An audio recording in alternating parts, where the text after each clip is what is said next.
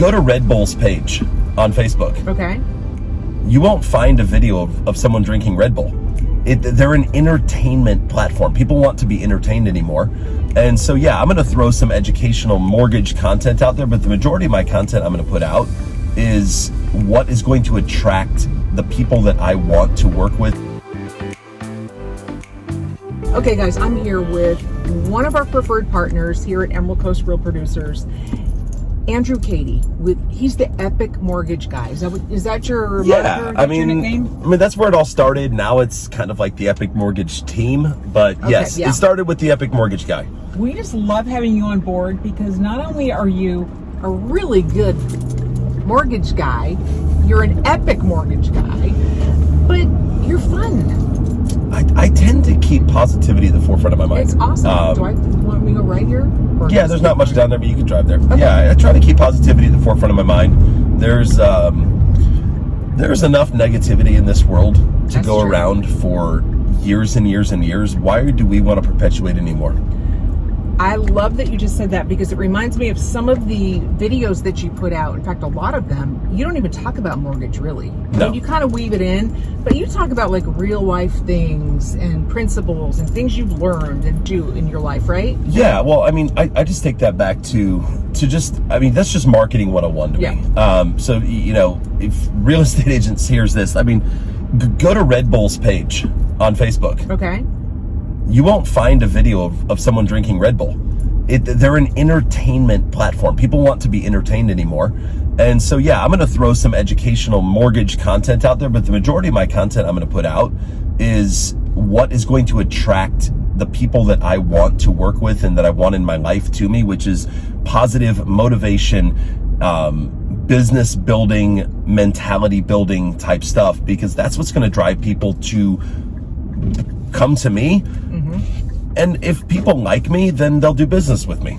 So is it more about people liking, like people who connect with you rather than what kind of interest rate you can give them? 100%. It's always what it's about. Sure, if I was the high priced leader, I wouldn't be in business.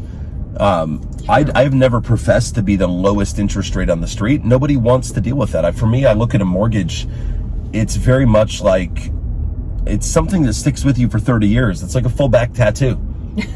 If you're going to go get a full back tattoo done, are you Google searching what is the cheapest tattoo artist in the Emerald Coast? Are you Google searching what's the best? And then trying to find a really good priced amongst the best. And for me, like the skills we bring to the table, we need to be compensated for it.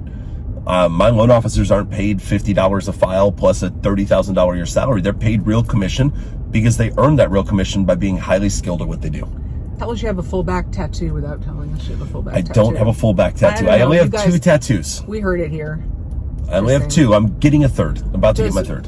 One of them say Epic? Does not. Okay. But believe my wife would divorce me if I got an Epic tattoo. Probably. That would probably be the way that would go. Yeah. Because I want to do business with people that are like me. Yeah. I'm not going to project someone that I'm not. Like that to me is the absolute worst, and people see through it immediately. I see people in the real estate industry and in the mortgage industry that do it all the time. They project out someone that they're not because they think it's going to make them more likable.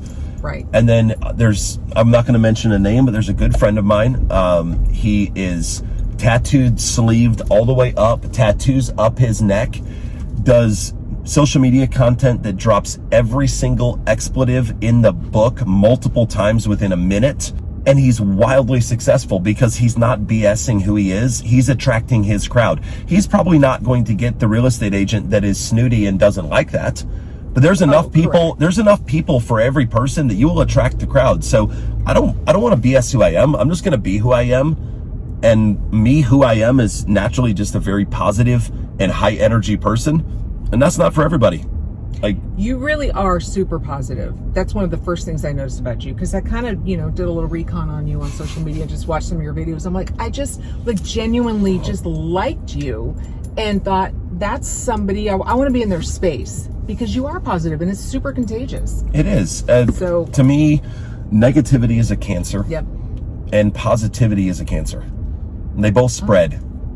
They both spread and they both take over, and they both will eat out and destroy the other.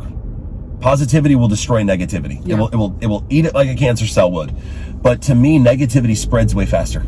It festers and it spreads and it causes all sorts of issues really, really fast. And positivity is the slow spread. For me, I'm not going to attract every single real estate agent that wants to work with me. Some people don't like me, and that's okay. There's plenty of agents out there. You have an abundance mentality as opposed to a scarcity mentality. And there's not enough to go around. There's not enough business. Interest rates are, whatever. Are you ever tempted to slip into that mentality? Ever? I'll tell you exactly why I'm not. Like, if I sat down, I would sit down every single loan originator in the Emerald Coast, put them all into a room and give them the exact playbook of how I took my business from 0 to 100 million in 4 years. Wow. And I would be zero concerned about it because 98% will never implement. And why do you think that is? It's the same reason that conferences are filled with people that come back to the same conference every single year to have their life changed. People go to Tony Robbins events 15 times in their lifetime. A Tony Robbins event should be a one-time event. It should change you. But people come away from conferences and they're pumped up and I'm going to implement, I'm going to do all this stuff. But the reason they haven't done it is the same thing that prevents them from doing it in the end, is they just lack the self-discipline and the consistency to get out and do it. At the end of the day, everybody wants to do $100 million a year in business, but I wonder how many people want to wake up at 4:15 in the morning, 7 days a week. I want to know how many people like to have 90 minutes of silence in the morning, followed by 60 minutes of breaking yourself in the gym. Everybody wants to be fit, but nobody wants the pain to go through it. And I heard a phrase said one time, it's choose your hard. Yep. That nothing in life is easy. Being poor is very hard, but making a lot of money and being rich is also very hard. Mm-hmm. Being uneducated is a hard life, but getting an education is a hard life. So you just have to choose your hard, figure out which one jives with where you want to be, and dig in and go. Don't get fancy. Oh my God, if I have to deal with one more person bringing their next tip and trick to me of like I always say loan originators and real estate agents as well. This is for you. Loan originators and real estate agents. We have an infatuation with shiny objects. Yes, we do. We think the next CRM is going to make us all the money, or the next app is going to do this, or the next lead source is going to do this. And I'm here to tell you, if you just execute with consistency the basics every single day, you'll be successful. Consistently execute the basics over and over and over again. In the mortgage industry, it's communication, it's speed, and it's education. And if you can consistently just discipline yourself that every day you execute those three things, you win. Most people would say interest rates there. That's what most people, if real estate agent sits down with a loan officer, they sit down at coffee. Every loan officer says the same thing. I've got great rates, I close on time, and I answer my phone. Okay. Now sell me, because that's the basics of what you need to survive in the industry. For me, I take out the interest rates piece of it because the real estate agents shouldn't be selling interest rates anyways. That's so varies by consumer and their individual situation. And I replaced it with education. I believe we need to be educators of our clients and our referral partners. The mortgage industry is one of the most complex and confusing industries of how it works. And if we can be seen as educators and educate our referral partners and our clients on what the programs are and how they work and why this one fits better here, then you actually become an asset to a real estate partner rather than just being the next guy that invites them to coffee. Yeah. You said it last night at our event. You said, I answer my phone. I do answer my phone. My tagline, it's picked up from a friend of mine, Todd Bitter, is answer your damn phone. Okay. You just answer your phone. Like it's not hard to be successful. It's just the basics. Execute the basics consistently over and over and over again. Why is it that so many of us, myself included from time to time, just can't wrap our minds around this simple, it's so simple, yet it's so hard? It's because our ADHD has progressed to ADOS. What's that? Attention deficit. Oh, squirrel. Like we can't even finish it anymore. That's true. But no, like for me, I'm a big time blocker. I time block my day out in 15-minute segments. I have a very regimented time block, like 4:15 a.m., 7 days a week. I'm awake.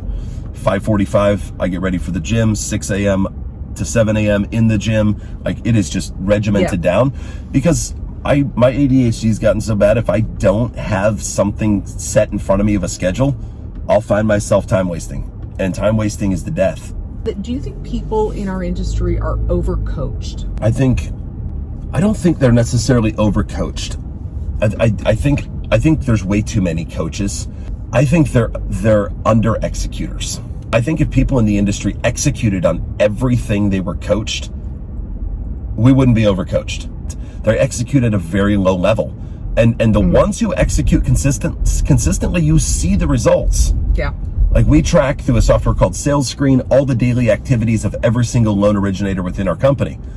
And wouldn't it be shocking that those who have the highest amount of daily activities have the highest amount of production? The most phone calls made, the most face-to-face meetings, the most breaking breads, the most, great phone calls logged, they also have the highest volume. Like, shocking. There's a Navy SEAL. There's a video I sent to the team a little while back. An explosive ordnance guy with the SEALs basically said he would be the guy that would walk up with a charge to the door to breach it. And he would set his charge. And he said he'd look behind him and all he saw was a dozen sets of green eyes looking at him in the pitch black from their night vision. And he said every man was sitting there waiting for 3 words. Execute, execute, execute. And he said, when I called those 3 words out, I lit the charge, I stepped back, and he said that started their mission. And he said, I just believe we're in a place today that people just fail to execute all the time. Just start executing. Correct. To me, I have been told I'm uncoachable by by a bunch of coaches. That I'm the uncoachable one. If you're having a hard time and you're switching coaches, let's say this, if you switch coaches more than 3 times, you don't need a coach, you need an accountability partner. And you need someone that's actually going to hold your feet to the fire. It is not going to BS you. Yeah. That is going to, I have an accountability partner right now on my recruiting goals, and he holds me to the fire like, hey, here's your homework. And I'm like, okay. And he's like, well, don't commit to it if you're not going to do it, because I expect you to turn it in by Friday night. And I have to turn it in or I'm going to get rained down hellfire in the next meeting. I think you need accountability way more than coaching. Do you resist accountability? Being highly driven, I don't ever want my success to feel like it's because of somebody else holding me accountable. I want it, if I'm going to be successful, it's because I did it. So I do find myself resistant to accountability. I find myself like I don't need an accountability partner. I can do this. But the reality is, without someone holding me accountable, there's enough stuff that goes on in a day that I'm not going to get it done. I'm also a big believer in a +1 mentality. No matter what you do 1 extra. And that can be in like every level. Reps in the gym, 1 extra. When you say you're done, do 1 extra. When you've made your sales calls for the day, do 1 extra. Oh, I love that. If you're writing a thank you cards to clients, write 1 extra. If you always +1 every activity you do, take that to your personal life. Like, hey, if I'm gonna spend an hour and a half with my kids at the beach, I'm gonna +1 that in some way. I'm gonna actually really dive deep into it. And so I'm a big believer, my final hour of my day, every day on my calendar, Monday through Friday, is a +1 hour. I'll literally go through all the activities I've done for the day and try and do 1 more of each. Like today I had 13 calls to make, but I'm gonna add a 14th. Do you unplug completely? No. You can't in the mortgage industry. And your wife and kids, they just know that this is part of, this Correct. Comes with you. Yes, but I also do set boundaries, and I think there's a way you can set boundaries. And I made the mistake of not setting boundaries, and I would say this, if you're newer in the business, you feel like you've got to catch every single deal, and I get it. Right. And I did that for a long time. If I was Saturday afternoon on the boat with my family and my phone would ring, I would shut the boat off and they'd float down the river while I'm taking an application on the boat. Yeah. And I gained a lot of business by doing that. But what I found out after about 3 years of doing that, I actually gained more business and more respect if I would answer the phone call and say, hey, I'm actually at dinner with my kids right now. Would you mind if I called you back in an hour? Or, hey, I'm out with my family for the evening. Is this urgent, or can I call you first thing in the morning? The amount of respect you get of, oh my gosh, no, I something small, I'll just shoot you a text, just respond when you get a moment. You you earn so much respect by setting a boundary, but you can't set the boundary by ignoring it. Oh, that phone call, I'm not answering it. I'm with my family. I have boundaries. No, answer the phone. Take 30 seconds. Say, hey, I'm out with my family. Would you mind if I called you back first thing in the morning? Yeah. 99% of people are going to be like, oh my gosh, yeah, enjoy your family time. Yeah. The 1% that are assholes about it, you don't want to do business with them anyways. That's true. If they're like, no, I must speak with you today, like right now, okay, that's probably not a client you want to work with because they're going to be needy all the way through the transaction. The entire time. And then they're going to refer you needy clients. I have a weird aversion to picking up the phone. Mm-hmm. Do you believe that is the best way to, in 2024 to get in touch with people?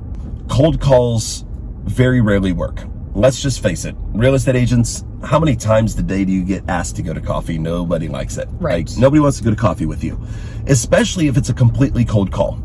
So my methodology behind it, even how I work with attracting loan officers, is I first find a target of what I'm looking for, and I connect with them on social media. I begin to engage their content. Okay. Which, as soon as you engage on Facebook with someone, they're much higher likelihood that they're going to see your content. And once mutual engagement begins, and I'm commenting on their stuff and they're liking and commenting on mine, then I'll reach out with a phone call. Because now it's not just a cold call. Now they know who I am. And when I call, it's not like, who are you? It's like, oh yeah, I follow you on Facebook. Right. And we have a mutual ground we can begin a conversation on. Yeah. So like all 13 of my phone calls today went unbelievably well because they followed me on Facebook. I followed them on Facebook. And it was just like, hey, I see your stuff all the time. Just wanted to reach out and touch base with you. And it's like, oh dude, like I always follow you. Thanks for being so positive. And you have something to talk about. So I think in the world we're in today, you got to build rapport before you just pick the phone up and cold call. Yeah. If you're a loan officer watching this, the best way to get really, really amazing connection with a real estate agent, in my opinion, is sponsoring their open houses. Call and say, hey, do you have a lender sponsoring your open house this weekend? I'd love to sponsor it if not. And the first one that bites, do it. Bring a bucket of waters, bring some snacks and cookies, bring some flyers, help them set up the house, help them break down the house, and spend a full 2.5, 3 hours sitting there with that real estate agent building a relationship. Hands down the best way to build business. You're not just dropping by. You're not just asking if I can go to coffee with you. No, you're actually helping them grow their business. You're investing in them and in their business instead of just doing, dropping off a box of donuts. Yes. Ugh. Because nobody wants a donut anyway. God, who eats donuts? Sometimes I do. But I'm going carnivore. That's got to be in there. Are you carnivore? Are you keto? No, I just eat healthier every day. Do you? Okay. I just eat healthier than yesterday every day. Really? You're very inspiring. Like, who can be like you? I just try to eat healthier. Like, okay. Like, Do you drink alcohol? Yes. Okay. Oh God, yes. Okay, so oh yes, lots. That's one thing you'll never give up. I won't say I'll never give it up, but I'm also not like on the weekends I'll have a few drinks, but usually every afternoon when I get home, I pour a 2-ounce bourbon. Yep. And I will slow sip that bourbon for 3 to 4 hours. I'll just carry the cup around with me and just slow sip my way through it. You're a family guy. You've been married to your wife for a gazillion years. You have how many? 3 children? 4. 4. What's the secret to your success? You're a super successful business guy, but you're also a very successful family man. What's the secret? I do nothing in life if it does not spend time with my family or make me money. That's my philosophy I put in place. 2016 was when I made that decision. I'm not going to go out and mow my grass on a Saturday. I'm going to hire someone to do it because that's 2 hours I could spend with my kids. I'm not going to wash my car. I'm going to take it to a car wash because that's an hour I could spend with my kids. If it doesn't spend time with my family or make money, I don't want to do it. When I get home, it is home. And I'll answer my phone if a call comes in, but when I'm home, I'm home.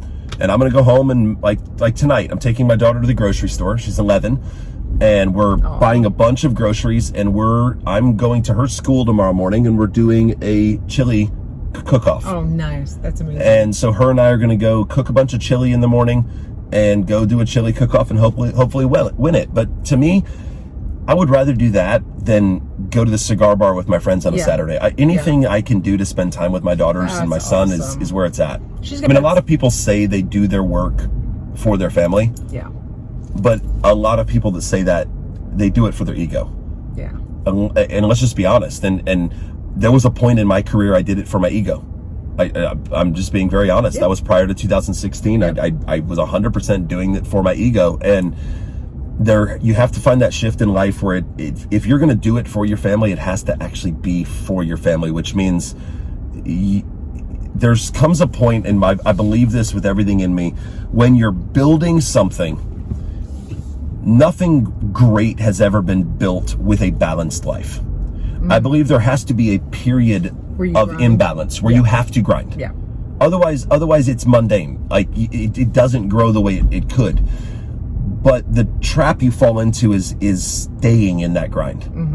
Yep. And that's a deep, dark hole you can find yourself in. And I found myself in it, and I found my way out of it. And I think the balance is I am willing to give up a year or two of heavy grind so I can have a nice balance afterwards, rather than kind of a heavy grind for 10 years.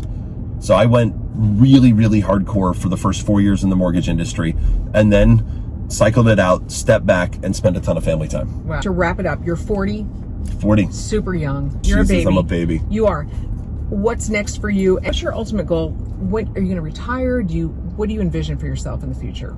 I ultimately would like to be in a position to not have to do this much of what I'm doing right now. And I have two things I would like to do.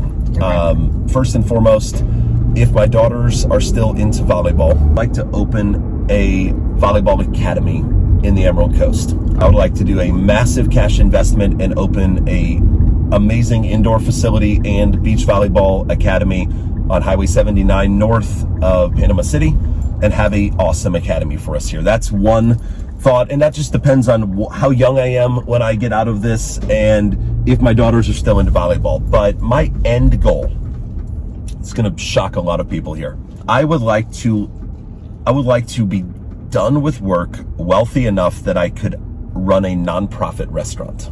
Wow. I have always had a passion for cooking. I've always had a passion for Italian food. I cook a lot of the meals in our house. I love cooking. And I would like to go to Sicily, and I would like to go to culinary school for a year in Sicily. And I would like to come back here, and I would like to open an Italian restaurant that you pay what you think it's worth. Wow. And you pay what you can. And the restaurant, I would like to be financially set enough that I don't care if it ever earns a profit. But families could come in, and if all they could afford to pay is $20 for the meal, they could pay $20. And if some families are well off and they want to pay $150 for their $50 meal, they can do that. To me, there would be nothing more fulfilling as a 65-year-old guy is walking out of a kitchen into a restaurant, seeing families dining together, having affordable food that's amazing food. And that's where I would like to retire. Who knew? You're just so like. That's my passion. You've got so many layers. I mean, I feel like we have just scratched I'm the a blooming surface. onion. You are. I'm crying. Guys, if you don't know Andrew Cady, if you don't follow him on social media, you need to. If you just go on Facebook and search Epic Mortgage Guy, it'll find me. Yeah. Even if you're never going to do a loan with him, just get to know him. So I really appreciate your time. You are an epic addition to Emerald Coast Real Producers. I really appreciate you as a partner. All right. Thank you.